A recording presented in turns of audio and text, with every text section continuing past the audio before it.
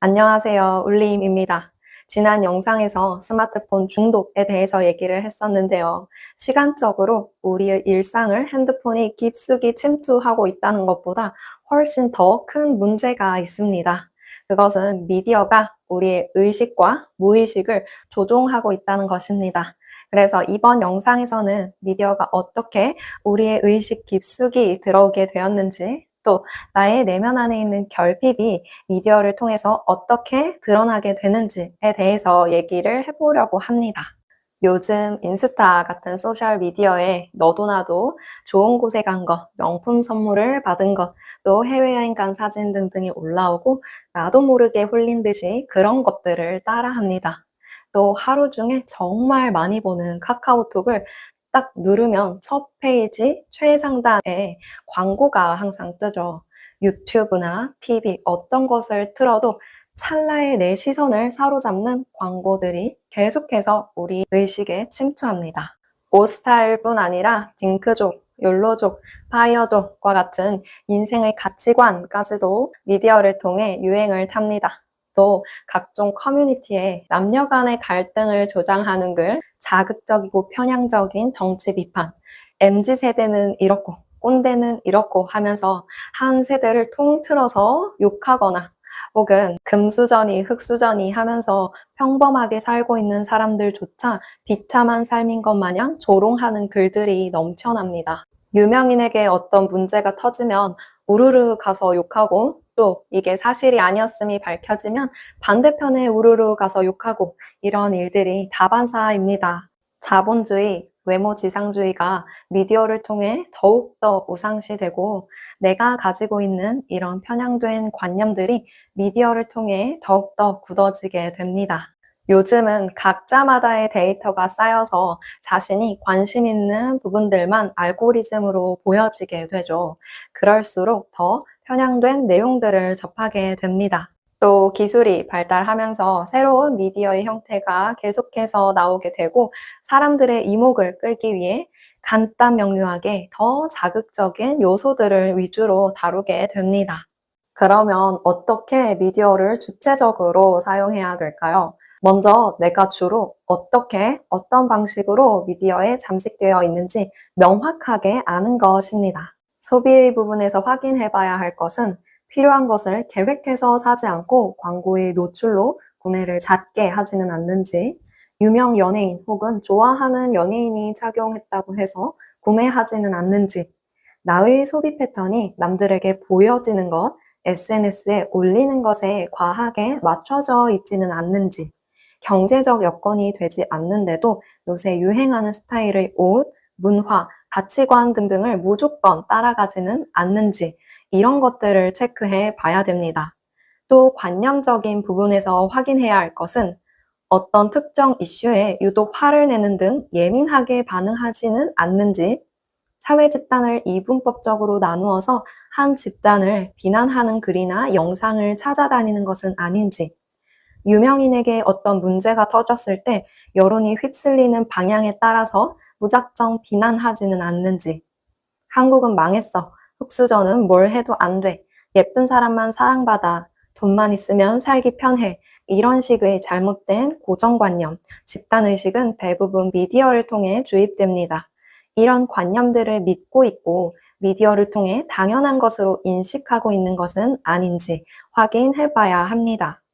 내가 배가 아플 때 명확하게 어떤 음식을 먹고 배탈이 났는지 알아야 앞으로 그 음식을 먹을 때 조심하는 것처럼 앞에서 자신에게 해당 사항인 것들을 확인하고 평소에 인지하고 있으면 미디어를 대할 때 훨씬 더 주체적으로 대할 수 있게 됩니다. 예를 들어서 무의식적으로 광고를 클릭해서 물건을 구매하려고 할 때, 내가 지금 어떻게 해서라도 물건을 사게 하려는 이 상술에 넘어가고 있구나 하고 인지할 수 있게 됩니다.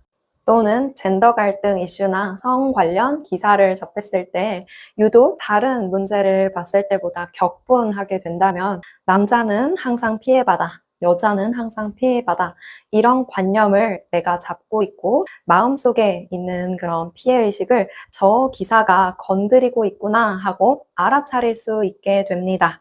또 무의식적으로 한 집단을 비난하는 글이나 영상을 찾아보려고 할 때, 아, 내가 이런 관념을 믿고 있고 이것을 미디어를 통해 확인함으로써 더 굳히고 있구나 하고 인지할 수 있게 됩니다.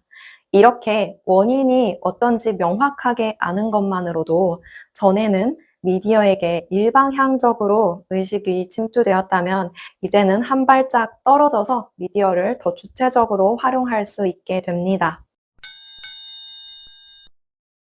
내면에 어떤 결핍을 가지고 있는 경우에 이 결핍이 미디어를 통해서 더 잘 드러나기도 하고 혹은 덮어지기도 합니다.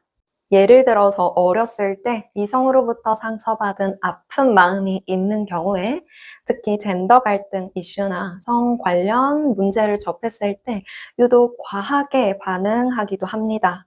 또 나는 실패자야, 나는 못났어 라는 생각 감정을 내면에 억누르고 있는 경우에 우리나라의 현재 상황을 자극적으로 비판하는 글이나 영상을 찾아다니면서 이러니까 돈을 못 모으지 하면서 미디어를 자신을 보호하는 방패막으로 쓰기도 합니다. 또 사랑을 갈구하는 마음을 억누르게 되면 SNS에 자신이 화려하게 사는 모습을 보여줌으로써 타인의 관심에 더 집착하게 되기도 합니다. 또 외로움이나 공허함, 무력감이 밀려올 때 인터넷 쇼핑이나 게임에 빠져서 이러한 감정들을 잊는 수단으로 미디어를 활용하기도 합니다. 그래서 이 영상이 끝나면 내가 어떤 특정 이슈를 찾아다니고 좋아하는지 혹은 반대로 어떤 특정 이슈를 싫어하고 과민하게 반응하는지 생각해보고 그 이슈가 나의 어떤 관념 혹은 어떤 상처를 건드리는지 생각해 보셨으면 좋겠습니다. 무의식에서 진실이라고 믿고 있는 뿌리 믿음은 이 관념이 현실에 비춰서 그대로 보여지게 됩니다. 즉, 돈 버는 건 어려워, 예쁜 사람만 사랑받아, 이런 믿음을 가지고 있다면 정말로 돈 버는 건 어렵고 예쁜 사람만 사랑받는 세상에서밖에 삶을 살아갈 수밖에 없습니다. 왜냐하면 계속해서 매 영상에서 강조드리지만 외부 현실 세계는 나의 내면을 그대로 비추는 거울이기 때문입니다. 또 우리가 너무나도 당연하게 구매하고 있는 것들에 대해서도 한번 돌이켜 보셨으면 좋겠어요.